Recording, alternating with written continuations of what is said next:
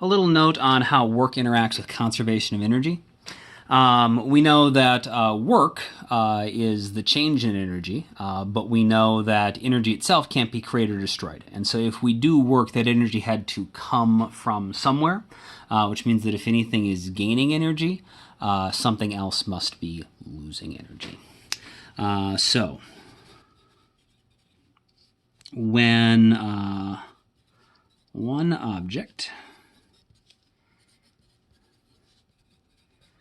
does work on a second object,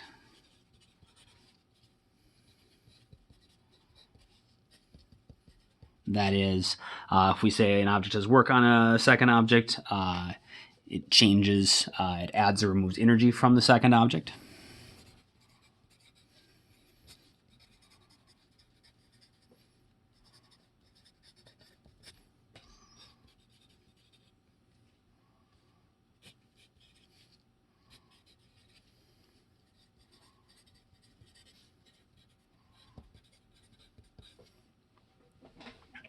The second object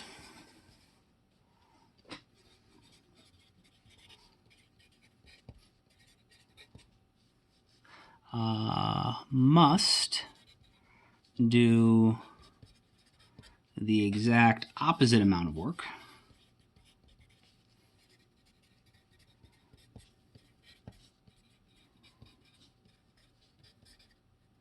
on the first object.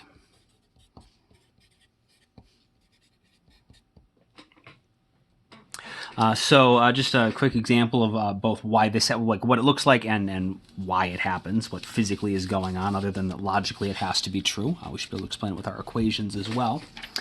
So say we have a person pushing a block.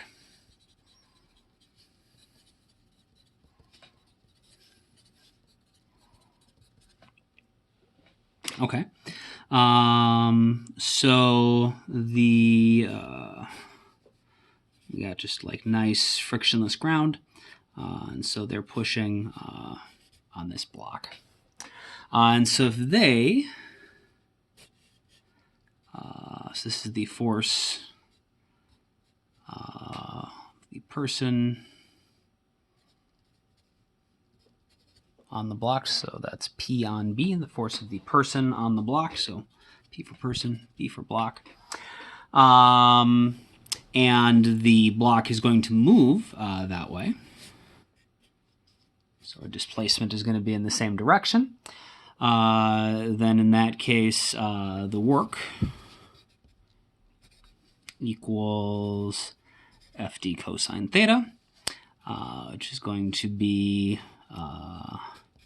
FD times the cosine of 0, because they're pointing in the same direction, is going to be equal to FD. Newton's third law says that the, so let's say F times D is 50 joules. So if the person's pushing on the block and the force they're applying and the displacement over which the block moves causes the block to gain 50 joules of energy. So if we calculated and the work was 50, this person must have then lost 50 joules of energy, or whatever FD is. So if the block gains FD worth of energy, the person has to lose FD worth of energy. And that's because Newton's third law says that if the person is pushing on the block has to be pushing back on the person, but it's the exact same amount of force as the person was pushing on the block with, because it's just that equal and opposite reaction force. Which is why I just used F here, because both of our forces are equal to each other. And so if this is on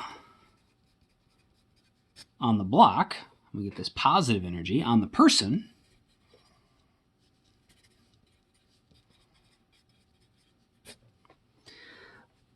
so this is, remember,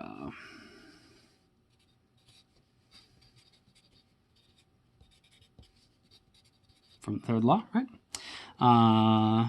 So work, I hate doing this. So if you, since we're using a little label arrow, draw like a curly squiggly arrow so it doesn't look like it's an actual force or one of the other vector quantities we're working with, or maybe if you can think of a better symbol than an arrow, just remind yourself that the reason this is happening is because of Newton's third law. So if we look at the work on the person, we know work is equal to FD cosine theta. So it's the same force because if this is, if this is 100 newtons, this is 100 newtons. So it's the same force as above.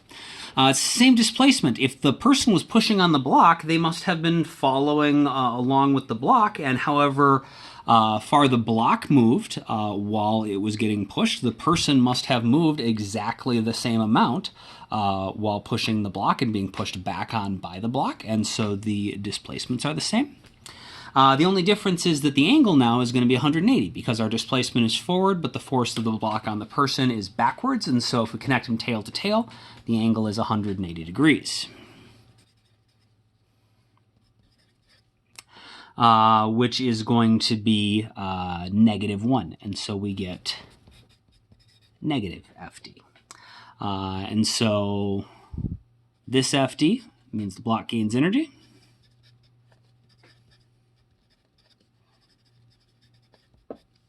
And this negative FD means the person loses the same amount of energy.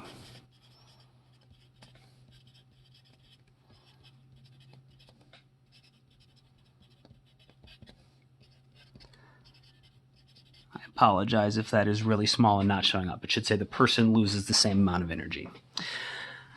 Because from the block's perspective, it's having positive work done on it, so it's gaining energy. But from the person's perspective, they're losing energy, so that is the same as the block doing negative work on them. The only way that they can lose energy is if negative work is done on them, and so the thing doing negative work on them is the block.